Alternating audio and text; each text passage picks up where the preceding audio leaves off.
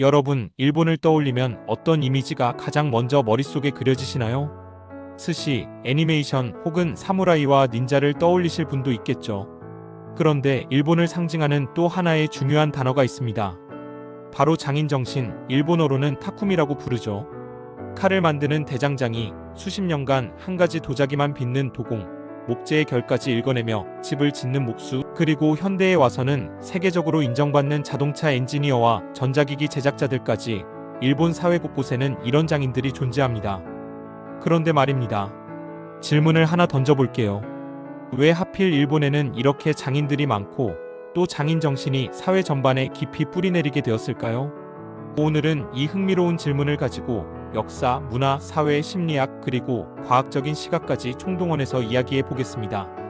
끝까지 보시면 일본의 장인 정신은 그냥 이미지가 아니라 역사와 사회가 만들어낸 결과였구나 하고 이해하게 되실 겁니다. 일본 장인의 문화는 사실 굉장히 오래된 뿌리를 가지고 있습니다. 먼저 6세기에서 8세기 아스카와 나라 시대를 봅시다. 이때 불교가 중국과 한반도를 거쳐 일본에 전해졌는데 단순히 종교만 들어온 게 아니었습니다. 불상을 조각하는 기술, 사찰을 짓는 건축 기술, 금속 공예 기술까지 함께 들어왔습니다. 당시 일본은 새로운 국가 체제를 만들던 시기였는데 불교 사찰을 짓고 불상을 제작하는 과정에서 장인의 역할이 엄청나게 커졌습니다.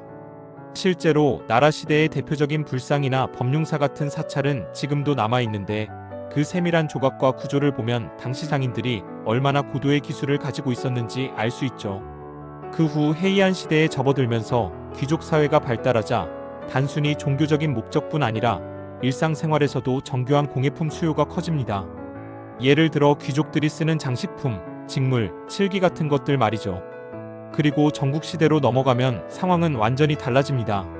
일본 전역이 전쟁터가 되었고 수백 년 동안 수많은 다이묘들이 끊임없이 싸우던 시대였죠.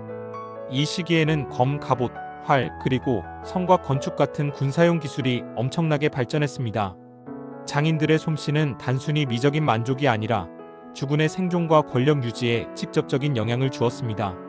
쉽게 말하면 장인의 기술이 부족하면 전투에서 패배하고 패배하면 목숨까지 잃는 구조였던 겁니다. 이처럼 일본에서 장인의 역할은 단순한 예술가나 기능공이 아니라 국가와 사회를 지탱하는 핵심적인 존재였던 겁니다. 바로 이 점이 일본 장인 정신의 뿌리라고 할 수 있습니다. 다음으로 넘어가 볼까요? 일본 장인 문화가 가장 활발하게 꽃핀 시기는 바로 에도 시대입니다. 에도 시대는 약 250년 동안 비교적 평화가 유지된 시기였습니다. 도쿠가와 막부가 일본을 통일하고 전국적인 전쟁이 크게 줄어든 덕분이죠. 그럼 전쟁이 줄어들면 장인들의 역할도 줄었을까요? 정반대였습니다. 전쟁은 줄었지만 대신 도시가 커지고 상업이 발달하면서 사람들의 생활 수준이 높아졌습니다. 단순히 먹고 사는 것만이 아니라 더 좋은 물건, 더 아름다운 물건을 찾게 된 겁니다. 예를 들어 당시 에도, 오사카, 교토 같은 대도시에는 장인 거리가 형성되어 있었습니다. 그곳에는 목수, 금은세공 장인, 염색 장인, 도자기 장인 등이 모여 살면서 서로 경쟁도 하고 협력도 했습니다. 특히 흥미로운 건 막부가 이 장인들을 단순히 노동자로 취급하지 않았다는 점입니다. 기술 분야를 세분화해서 관리했고 각 분야에서 도쿠이, 즉 나는 이거 하나만큼은 최고다라는 개념이 자리 잡게 됐습니다.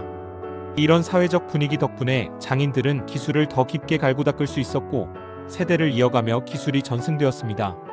아버지가 목수라면 아들이 목수가 되고 제자가 스승의 비법을 이어받아 새로운 걸 창조해 나가는 구조였죠. 그래서 지금도 일본 전통 공예품 중에는 몇백 년 된 가문에서 이어져 내려오는 기술이라는 문구를 흔히 볼 수 있는 겁니다. 19세기 후반, 일본은 메이지 유신을 통해 큰 변화를 맞이합니다. 그동안의 봉건제를 무너뜨리고 서양의 과학과 산업기술을 대거 받아들이기 시작했죠. 당시 일본의 목표는 분명했습니다. 부국강병, 즉 나라를 부강하게 만들고 군사력을 키워 서양 열강과 어깨를 나란히 하자는 것이었죠. 이 과정에서 장인들은 어떻게 변했을까요? 놀랍게도 단순히 서양 기술을 수동적으로 받아들이지 않았습니다. 오히려 기존의 장인 정신, 세밀한 수작업의 전통을 유지하면서 서양의 기계와 과학을 융합했습니다. 대표적인 예가 금속 가공 기술입니다. 일본의 검 제작 기술은 서양식 기계와 만나면서 세계적으로 인정받는 금속 가공 산업으로 발전했습니다. 또 일본 도자기와 직물은 유럽 박람회에 출품돼 재퍼니즈 크래프츠먼십이라는 이름으로 크게 주목받았습니다. 즉, 일본은 단순히 전통을 버리고 근대화한 나라가 아니라 전통과 과학을 융합하면서 독창적인 발전 경로를 만든 나라였습니다. 이 점이 오늘날까지 이어지는 일본 장인 정신의 중요한 특징입니다. 이제 사회와 문화적 요인을 보겠습니다. 일본 장인 정신의 밑바탕에는 독특한 사회적 분위기가 깔려 있습니다. 첫째, 일본은 집단주의와 완벽주의가 강한 나라입니다. 내가 잘나서 성공한다 보다는 집단의 일원으로서 기여한다는 생각이 강하죠. 그래서 어떤 한 분야에서 최고가 되면 사회 전체가 존경을 보내줍니다.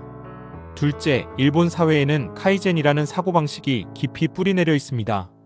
끊임없이 개선하고 조금씩 더 나아지려는 태도인데 이게 단순한 구호가 아닙니다. 실제로 도요타 자동차 같은 대기업에서 품질 관리의 핵심 원칙으로 사용되고 있습니다. 셋째, 교육도 중요합니다. 일본 초등학교에서는 청소를 학생들이 직접 합니다.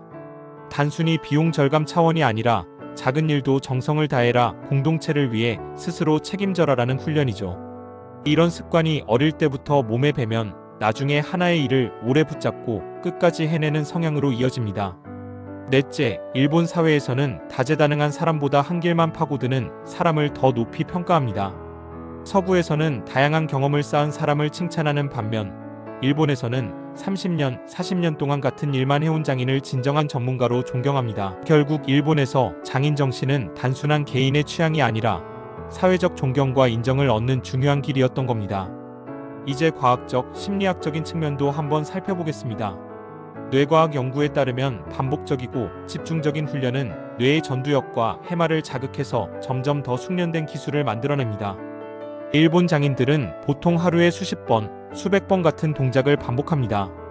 이런 반복이 수십 년 누적되면 말 그대로 뇌가 장인의 뇌로 바뀌는 겁니다. 또 일본 장인들이 보여주는 몰입 상태는 심리학에서 말하는 플로우와 일치합니다. 플로우는 시간이 흐르는 걸 잊을 정도로 집중하는 상태를 말하는데 장인들이 일할 때 보이는 모습이 딱 그렇죠. 게다가 일본 사회는 평생 한 길만 간다는 걸 장려하기 때문에 뇌의 장기적인 가소성이 최대한 활용됩니다. 쉽게 말해 평생 동안 뇌가 하나의 분야에 맞게 점점 더 최적화되는 거죠. 그래서 일본 장인들은 기술의 넓이보다는 깊이를 추구했고 그 결과 세계적으로도 독창적인 성과를 낼 수 있었습니다. 그렇다면 현대 일본에서 장인 정신은 어떻게 이어지고 있을까요?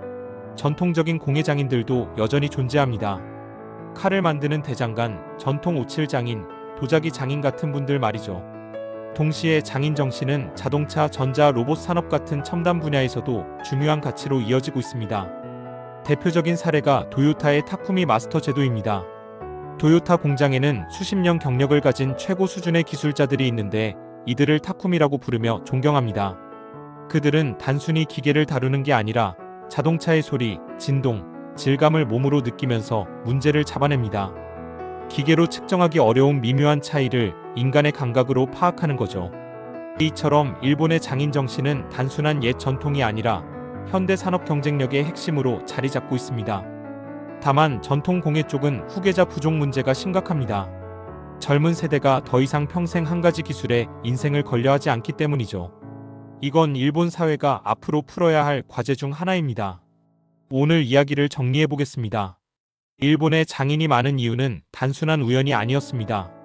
역사적으로는 불교와 함께 들어온 기술, 전국시대의 전쟁, 에도 시대의 도시화와 상업, 그리고 메이지 유신 이후 서양 과학의 도입이 있었습니다. 문화적으로는 집단주의, 완벽주의, 그리고 카이젠 정신이 있었고, 사회적으로는 장인을 존경하고 한 우물을 파는 삶을 가치 있게 여기는 분위기가 있었습니다. 과학적으로도 뇌와 심리학적 몰입이 이런 문화를 더욱 강화시켰죠. 결국 일본의 장인 정신은 과거와 현재를 이어주는 다리이자 일본 사회를 지탱하는 중요한 기둥입니다. 여러분은 어떻게 생각하시나요? 다른 나라에도 장인은 많지만 일본의 장인 정신이 유독 독특하게 느껴지는 이유는 뭘까요? 댓글로 여러분의 생각도 들려주세요. 오늘 영상이 흥미로우셨다면 구독과 좋아요도 부탁드립니다. 감사합니다.